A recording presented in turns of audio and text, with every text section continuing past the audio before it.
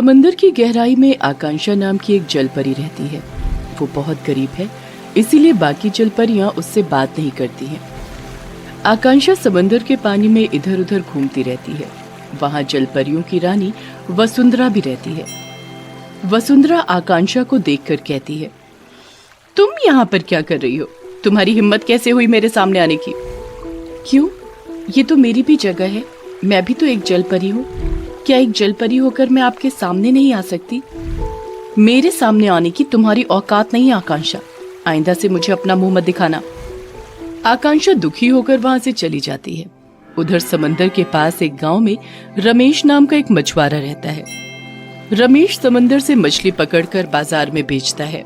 वो हर रोज समंदर से मछली पकड़ने जाता है। उसे जिंदगी में बस एक ही बात का गम है, उसकी अभी तक शादी नहीं हुई है। मेरी जवानी बीत रही है, कब करूंगा मैं शादी? हे भगवान, इस गरीब की और भी तो देख लीजिए, कुछ इंतजाम कर दीजिए ना भगवान। रमेश आज भी अपनी नाव लेकर समंदर में जाता है और मछली पकड़ने लगता है।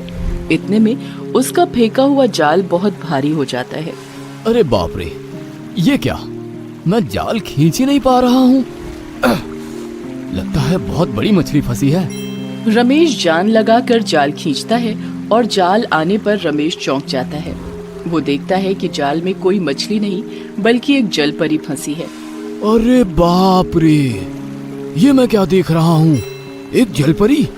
ये जलपरी कोई और नहीं, आकांक्षा है। आकांक्षा अपनी जान बचाने के लिए डर के मारे चिल्लाती रहती है, मुझे छोड़ दो, मुझे कुछ मत करना, मुझे छोड़ दो। रमेश आकांक्षा को जाल से बाहर निकालता है। आकांक्षा नाव में बैठती है और डर के मारे कांपती रहती है। डरो मत, मैं तुम्हें कुछ नहीं करूँगा। तुम्हारा नाम क्या है? आकांक्षा अपने बारे में सब कुछ बताती है और रमेश भी सब कुछ बताता है। दोनों के बीच में प्यार हो जाता है। रमेश आकांक्षा को शादी के लिए पूछ लेता है। आकांक्षा, क्या तुम मुझसे शादी करोगी? आकांक्षा को भी किसी की पत्नी बनना था, इसलिए उसने भी हाँ कर दी। रमेश और आकांक्षा मंदिर में जाकर शादी कर लेते हैं। पुजारी जी आकांक्षा को देखकर ताज्जुब में रह जाते हैं। मैंने जिंदगी में बहुत सारे लोगों की शादियां करवाई है, लेकिन किसी जलपरी के साथ एक इंसान की शादी पहली बार करवा रहा हूँ। रमेश के गांव वाले भी इस बात को लेकर चर्चा करने लगते हैं। पता है, रमेश की बीवी एक जलपरी है, उसने एक जलपरी से शादी की है। हाँ भाई, नसीब तो देखो लोगों के, कहाँ उसे शादी के लिए एक लड़की नहीं मिल रही थी और यहाँ उसने इतनी सुंदर जलपरी से शादी कर ली है। सभी की जुबान पर बस एक ही चर्चा है। उधर रमेश और आकांक्षा की शादी की पहली रात गुजर जाती है। सुबह आकांक्षा रमेश के लिए चाय बनाकर लाती है। उठिए जी, देखिए मैं आपके लिए चाय बनाकर लाई हूँ। आकांक्षा, मेरा सपना है कि मेरा एक लड़का हो। तुम मेरा वो सपना पूरा कर सकती हो ना? हाँ, मेरा भी तो माँ बनने का सपना है। ऐसे ही दिन बीतने लगते हैं। आकांक्षा घर के कामों में माहिर हो जाती है। उधर जलपरियों की रानी वसुंधरा को जब ये पता चलता है तब वो गुस्सा हो जाती है। क्या? आकांक्षा ने एक इंसान से शादी कर ली? मैं यहाँ की सबसे सुंदर और अमीर जलपरी हूँ और उस गरीब आकांक्षा को एक इंसान मिल गया शादी करने के लिए। बाकी जलपरियां कहती हैं, हाँ, जलन तो हमें भी हो रही है, लेकिन करें तो क्या करें। वसुंधरा अपने ही मन में एक प्लान बनाती है। उस तरफ रमेश और आकांक्षा खुशी खुशी दिन बिताने लगते हैं। इस तरह 1 साल बीत जाता है, लेकिन आकांक्षा गर्भवती नहीं बन पाती है।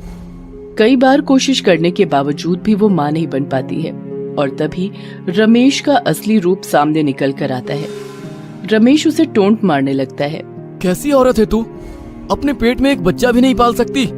तू तो जलपरियों के नाम पर कलंक है, कलंक। ये सब सुनकर आकांक्षा रो पड़ती है।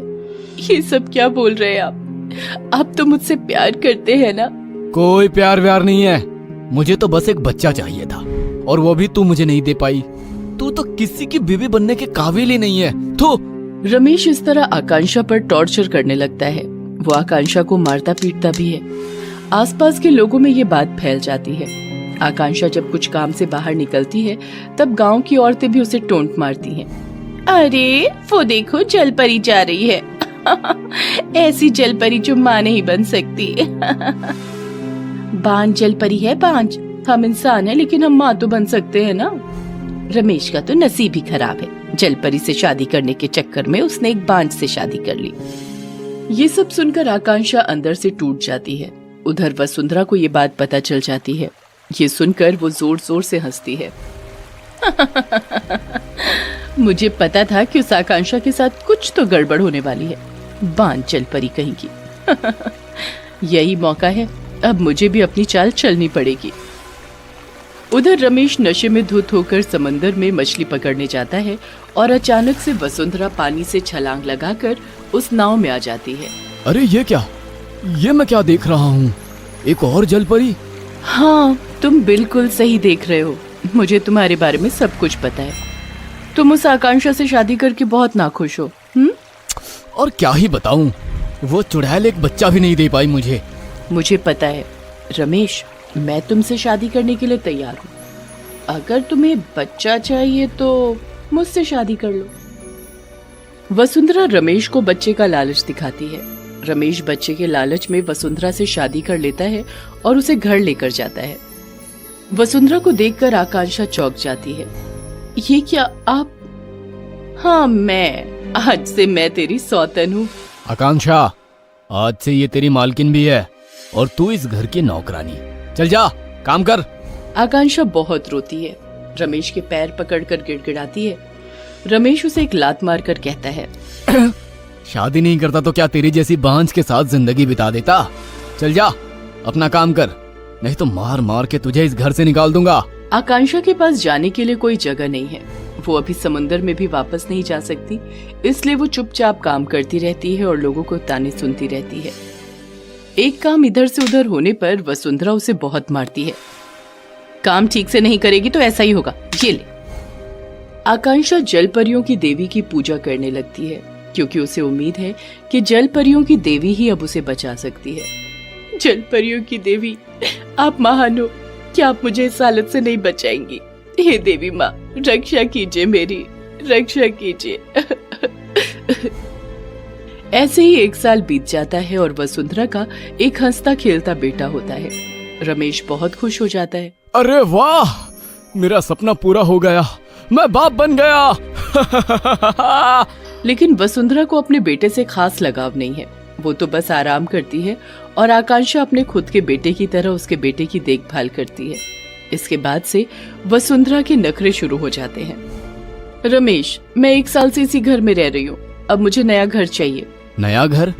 अरे नया घर कहाँ से लाऊं मैं, मेरे पास उतने पैसे नहीं है। ये बात मुझसे शादी करने से पहले तुम्हें याद नहीं थी? मुझे कुछ नहीं पता, मुझे घर चाहिए बस। ऐसे ही कुछ दिन बीत जाते हैं। एक दिन आकांक्षा जलपरियों की देवी की पूजा कर रही होती है और तब वसुंधरा रमेश के साथ झगड़ा करने लगती है। वसुंधरा का नवजात बेटा उसकी गोद में जाने के लिए हाथ बढ़ाता है और झगड़ा करते करते वसुंधरा उसे उठाकर चिल्लाते हुए कहती है, क्या है, देख नहीं रहा है कि मैं बात कर रही हूँ? सारी समस्या की जड़ तो तू ही है। ये बोलकर वसुंधरा अपने बच्चे को जोर से बाहर की तरफ फेंक देती है। आकांक्षा ये देखती है और पूजा रोककर दौड़ते हुए जाती है। नहीं! वो रास्ते पर छलांग लगाती है और उस बच्चे को अपने गोद में ले लेती है। वो बच्चा तो बच जाता है, लेकिन आकांक्षा को चोट लग जाती है। उसके सिर से खून निकलने लगता है। वो दर्द से तड़पते हुए जलपरियों की देवी को बुलाती है। हे देवी माँ, इस बच्चे की रक्षा कीजिए। तभी एक चमत्कार हो जाता है और सच में जलपरियों की देवी प्रकट हो जाती है। उनकी आंखें गुस्से से लाल हैं। वो वसुंधरा की ओर देखकर कहती है, तूने खुद के बच्चे को मरने के लिए छोड़ दिया, तू तो जलपरी के नाम पर कलंक है, ये ले। ये बोलकर जलपरियों की देवी अपनी जादुई शक्ति से वसुंधरा को जलाकर राख कर देती है। उसके बाद वो आकांक्षा से कहती है, आकांक्षा, तुम्हारा खुद का बच्चा नहीं हुआ, लेकिन तुम एक सच्ची माँ हो जो अपने बेटे के लिए खुद की जान कुर्बान करने के लिए भी तैयार है। इसीलिए मैं तुम्हें वरदान देती हूँ कि तुम्हारी गोद में एक हंसती खेलती बेटी आएगी। तथास्तु। ये बोलकर जलपरियों की देवी अदृश्य हो जाती हैं। आकांक्षा के जख्म ठीक हो जाते हैं और उसकी गोद में एक हंसती खेलती बेटी भी आ जाती है। रमेश को अपनी गलतियों का एहसास हो जाता है। वो रोते हुए आकांक्षा से माफी मांग लेता है। आकांक्षा माफ कर देती है और चारों मिलकर खुशी खुशी जिंदगी बिताने लगते हैं। ये कहानी है ललिया और उसकी 6 साल की बेटी पालकी की। ललिया एक मछुआरिन है। मछली पकड़कर और उसे बेचकर उसके परिवार का गुजारा किसी तरह चलता है। हर दिन वो सुबह सुबह पास की नदी में अपनी बेटी पालकी के साथ मछली पकड़ने जाती। अगर कुछ मछलियाँ हाथ लगती तो फिर वो उसे रास्ते के ही मछली बाजार में बेच देती और फिर घर वापस लौट जाती। मछली ले लो मछली, ताजी ताजी मछली, रेहू लो, कतला ले लो, झींगा ले लो। अरे रेहू कैसे दिया? 150 रुपए किलो बाबू। अरे ये तो बहुत महंगा है, 125 लगा दे। इतने में कहाँ पोसाई पड़ेगा बाबू, आप चाहे तो 2-3 रुपए कम दे देना। ललिया के काम की सबसे बड़ी दिक्कत ये थी कि कभी मछलियाँ हाथ आती और कभी नहीं। पिछले कई महीनों से ये सिलसिला चल रहा है। उनके लाख चाहने के बावजूद भी उनके जाल में मछली फंस नहीं रही थी, या फंसती भी तो बहुत ही कम। पिछले 2 दिन से उन दोनों ने कुछ खाया भी नहीं था, क्योंकि घर में अनाज का एक दाना भी नहीं था। आज भी सुबह से दोपहर हो गई, लेकिन उनके हाथ खाली के खाली थे। क्या हो गया है माँ, आज भी एक भी मछली नहीं फंसी जाल में? क्या कहूँ बेटी, मैं तो खुद बहुत परेशान हो गई हूँ। तो आज भी हमें खाली हाथ ही लौटना होगा? अरे नहीं नहीं, खाली हाथ क्यों जाएंगे, थोड़ी देर इंतजार करते हैं ना। मुझे पक्का यकीन है कि कोई न कोई मछली आज जरूर हाथ लगेगी। वो अपनी बेटी को यही कहकर बहला रही थी। तभी सरजू चाचा, जो अपनी नाव में मछलियाँ पकड़कर लौट रहे थे, उसने ललिया से कहा, अरे ललिया, तू फिर यहाँ इस ओर बैठकर मछलियाँ पकड़ रही है? तुझे कहा ना, अब मछलियाँ इधर नहीं मिलेगी, तुझे थोड़ा नदी के बीच में जाना पड़ेगा। सरजू की बात का ललिया क्या जवाब देती। उसने बस उसकी बात को सुना और फिर अपनी बेटी की ओर देखने लगी। माँ, सरजू चाचा तो ठीक कहते हैं, चलो ना हम भी नदी के बीच में चलते हैं, वहाँ हमें बहुत मछलियाँ मिलेंगी।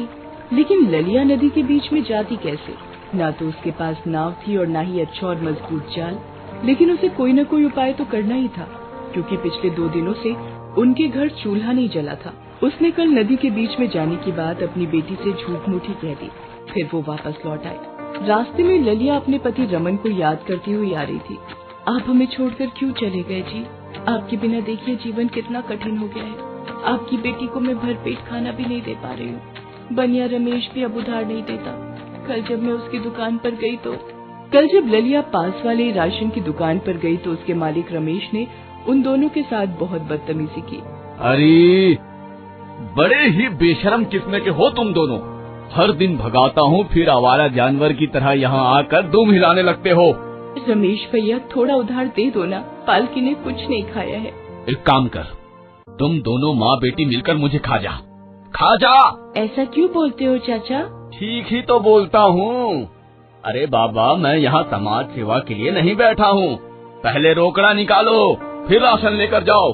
पालकी और ललिया घर वापस लौट आए। ललिया के पति रमन की मृत्यु 2 साल पहले हो गई थी। वो इसी तरह मछली पकड़ने नदी के बीचों बीच गया था, लेकिन जब वो लौटा तो लाश बनकर ललिया के सामने उसके पति की लाश रखी है। वो और उसकी बेटी उससे लिपट कर रो रही है। अरे, आपको जरा भी हमारा ख्याल नहीं आया, हमें इस तरह छोड़कर क्यों चले गए? बाबा, आंखें खोलो ना बाबा, मुझे देखो ना बाबा, माँ की बातों का जवाब दो ना बाबा, दो ना बाबा।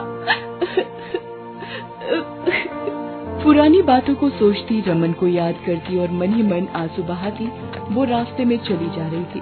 तभी उसकी बेटी पालकी की नजर सामने की दुकान पर गई, जिसके बाहर एक आदमी समोसे खा रहा था। पालकी समोसे खाते उस आदमी को घूर घूर कर देखने लगी। 2 दिन से भूखी पालकी के मुंह में उन समोसों को देखकर पानी आ रहा था। तभी ललिया की नजर अपनी बेटी पर गई। उसने असहाय होकर उसे देखा और कहा कि पालकी, कल हम जरूर भरपेट खाना खाएंगे, तू परेशान मत हो। वो दोनों घर आ गए। घर में कुछ खाने को था नहीं, इसलिए वो पानी पीकर लेट गए। रात के 11:30 बज रहे थे, लेकिन ललिया की आंखों से नींद कोसों दूर थी। वो बार बार इधर उधर पलट रही थी। वैसे नींद तो उसकी बेटी पालकी की आंखों में भी नहीं थी, जो उसके बगल में ही जमीन पर लेटी हुई थी। आज 2 दिन से अधिक हो गए हैं, न तो मैंने कुछ खाया और न ही मेरी बेटी ने। पता नहीं भगवान की ये परीक्षा कब खत्म होगी। ललिया ये सब सोच ही रही थी कि तभी उसकी बेटी पालकी उठी और पास ही रखे घड़े से पानी निकालकर पीने लगी। लेकिन अचानक उसे चक्कर आ गया और वो वहीं गिर पड़ी। उसका सिर जमीन से जा लगा और खून की धार बह निकली। ललिया ने ये देखा तो वो दौड़कर उसके पास गई। पालकी, पालकी क्या हुआ बेटी, तू गिर क्यों गई? माँ, भूख लगी है माँ, माँ भूख लगी है। पालकी ने कराते हुए माँ से ये कहा और बेहोश हो गई। पालकी, पालकी उठ ना बेटा, अरे उठ ना, क्या हो गया तुझे? मैं लाती हूँ ना कुछ खाने के लिए। ये कहकर वो रात में ही घर से बाहर निकल गई। संयोग से रमेश की दुकान अब तक खुली थी। उसने भगवान का शुक्रिया अदा किया और रमेश से जाकर कहा कि भैया भैया जरा पाव उधार दे दो ना, पालकी ने 2 दिन से कुछ नहीं खाया है। नहीं खाया है तो मैं क्या करूं? ऐसा मत कहो भैया, मेरी बेटी बहुत छोटी है, मैं आपके सारे पैसे चुका दूंगी। कितने दिनों से? हाँ, कितने दिनों से तेरा यही रिकॉर्ड बज रहा है? उधार चुका दूंगी, उधार चुका दूंगी। पहले पुराने 970 रुपए दे, फिर उधार दूंगा। ललिया गिड़गिड़ाती रही, लेकिन रमेश के कानों पर जूं तक नहीं रेंगी। वो हताश होकर घर पहुंची। उसने अपनी बेटी को हिलाया डुलाया, उस पर पानी के छींटे भी मारे, लेकिन वो तो बेजान हो गई थी। ये देखकर ललिया का सब्र जवाब दे गया। वो जोर से चिल्ला उठी, पालकी, पालकी, अरे क्या हो गया मेरी बच्ची को? अरे उठ जा रे मेरी बच्ची, उठ जा, उठ जा।